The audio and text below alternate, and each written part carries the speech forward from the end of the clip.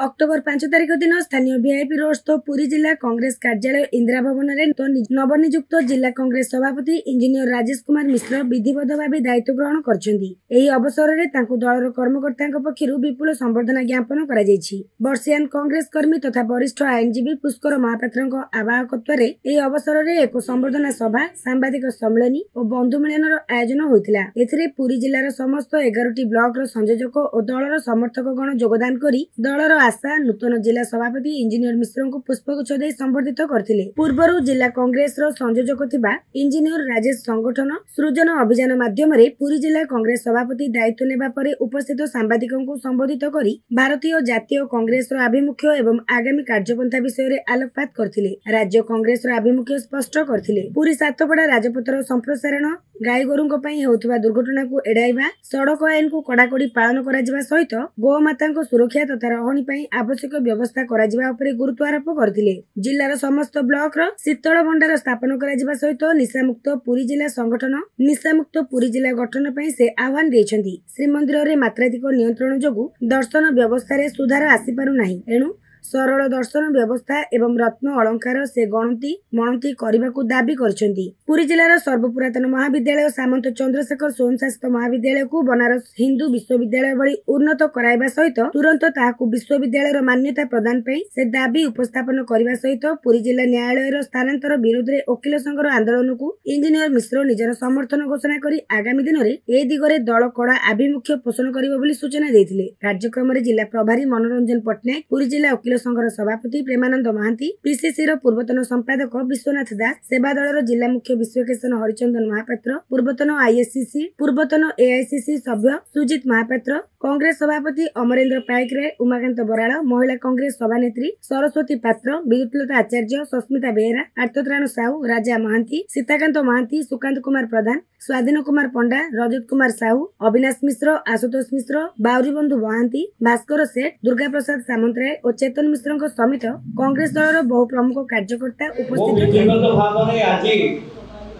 पुरी जिलार कांग्रेस सभापति हिसाब से मोर दायित्व ग्रहण करने मोर प्रथम सांबादिक सम्मेलन। मु सर्वप्रथमे आपण मानकु मोर कृतज्ञता ज्ञापन करछि कि आपण माने पुरी सहरर समस्त सांबादिक बंधु माने आमर अनुरोध रे आज आपण माने एठी एकाठी होइचंती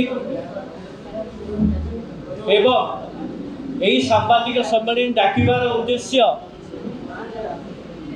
जे आगामी दिन में आपण मान जानिचंती जातीय स्तर हो राज्य स्तर हो किंबा जिला स्तर रे आमे आगामी दिन में कौन करने को चाहूँ से विषय एक खसड़ा प्रस्तुत करिछु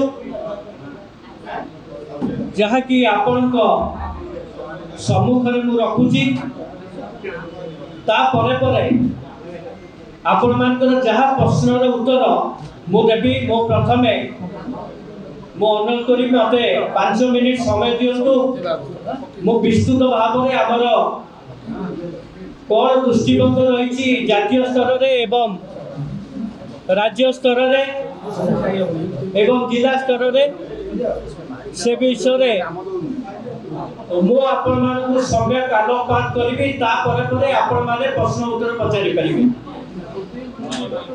पुरी जिलार समस्त सांबादिक मानकु नमस्कार एवं धन्यवाद। पुरी जिला कांग्रेस दायित्व नेवा परे ई सांबादिक सम्मेलन माध्यम रे आम दलर जातीय स्तर राज्य स्तर विभिन्न विषय आभिमुख्य एवं पुरी जिलार विभिन्न समस्या एवं तापर आमर आभिमुख्य संपर्कित समस्त विषय उपरे आपण मानकर दृष्टि आकर्षण करिया मु उचित मने कली।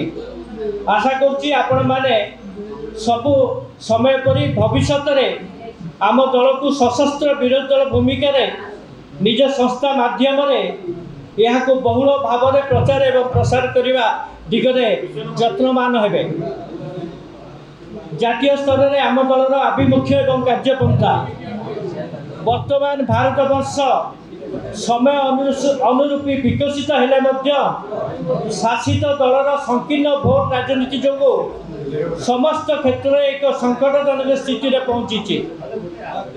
देशर संविधान वर्तमान संकट में भारत वर्षर विगत इतिहास को विकृत करने हीन उद्यम करा जाउची। मिछ कहिबारे कौशल बल देशर भविष्य दायित्व मान मध्य विषर मंजी बुणा जाउची और समस्त सरकारी संस्था को हाथ बारिशी कर विरोधी दलर कंठरोध करा जाउची। समस्त क्षेत्र में चिंताजनक भाव में दरदाम वृद्धि को अणदेखा कर दुई तीन जन विस्तारवादी हाथ में भारतर अर्थनीति को टेका जाइछि। केवल अजंता जीएसटी लागू कर साधारण जनता को लक्ष लक्ष कोटी लुटी सारा पर बिहार निर्वाचन को प्रभावित करने वर्तमान जीएसटी दर में परिवर्तन करा जाइछि। धर्म आधार में शासन व्यवस्था को प्रतारित कर मूल संविधान को कुठारघात कर देश को एक विपज्जनक स्थिति को लिया जाइछि।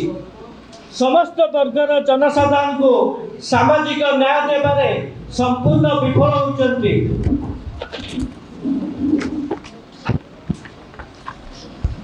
देशर वैदेशिक नीति संपूर्ण भाव में लक्ष्यच्युत हो जाइछि। मित्र बदल में अधिक शत्रु राष्ट्र आम विरुद्ध में एकत्रित होइचंती। निर्वाचन कमिशन को हाथ बारिशी कर भोट चोरी कर अनैतिक भाव में शासन क्षमता को दखल करने अपचेष्टा करा जाउची। एही सब अनीति विरुद्ध में आमर सम्मानीय भारतीय जातीय कांग्रेस सभापति श्रीजुक्त मल्लिकार्जुन खड़गे जी एवं सर्वोच्च नेता राहुल गांधी जी अहरह संग्राम को वास्तव रूप देवाई राज्य कांग्रेस सभापति श्री भक्तचरण दासंकर दिग्दर्शन बल में जनसाधारण निकट में पहुँचेबा आमर प्राथमिकता रहिबो। तापरे आमे आसीबा राज्यर विभिन्न समस्या उपरे आम दलर आभिमुख्य। शासक दलर सर्वोच्च केंद्रीय नेतांकर मिथ्या प्रतिश्रुति बल में राज्य शासन को आसीथिबा तथाकथित डबल इंजिन सरकार विगत 13 मासर शासन काल माध्यम समस्त क्षेत्र में विफल होइचंती। विधि व्यवस्था भितर निर्वाचित प्रतिनिधि मानकर भूमिका गौण हो जाइछि। जा फल बाबू भाया शासन